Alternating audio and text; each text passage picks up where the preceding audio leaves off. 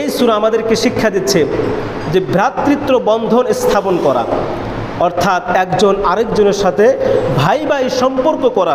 আল্লাহ পাক রব্বুল আলামিন এই সূরার 10 নম্বর আয়াতের ভিতরে বলেন, ইন্নামাল মুমিনুনা ইখওয়াতুন। আল্লাহ পাক বলেন যে তোমরা একজন অপরজনের হলে ভাই, একজন অপরজনের ভাই, অর্থাৎ একজন মুমিন অপর মুমিন বা অপর মুসলমানের ভাই। বলেন সুবহানাল্লাহ। আল্লাহ রাসূল সাল্লাল্লাহু আলাইহি ওয়াসাল্লাম হাদিসে পাকের ভিতরে বলেন, বুখারী, মুসলিম, তিরমিজি, নাসাই এবং মুসনাদে আহমদের হাদিস, আল্লাহ রাসূল বলেন, আল মুসলিমু আকুল মুসলিম লা ইয়াজলিমুহু ওয়া লা ইসলিমুহু মান কানা ফি হাজাতি আখিহি কানা আল্লাহু ফি হাজাতিহি। সবাই জোরে বলেন সুবহানাল্লাহ।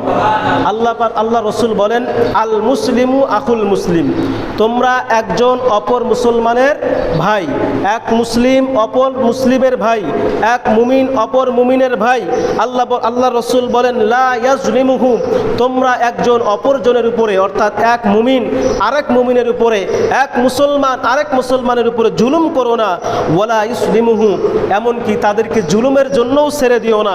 মান কানা ফি হাজাতি আখিহি, আল্লাহ রাসূল বলেন, যখন কোনো মুমিন তার মুমিন ভাইয়ের জন্য আপনার এমন একটা হাজত পূর্ণ করে, কোনো হাজত পূর্ণ করে দেয়, কোনো বিপদ আপদে তার সাহায্য সহযোগিতা করে, আল্লাহ রাসূল বলেন, কানা আল্লাহু ফি হাজাতিহি, কেমন যেন আল্লাহ পাক রব্বুল আলামিন ওই মুমিন বান্দার হাজত পূর্ণ করে দেয়। বলেন সুবহানাল্লাহ।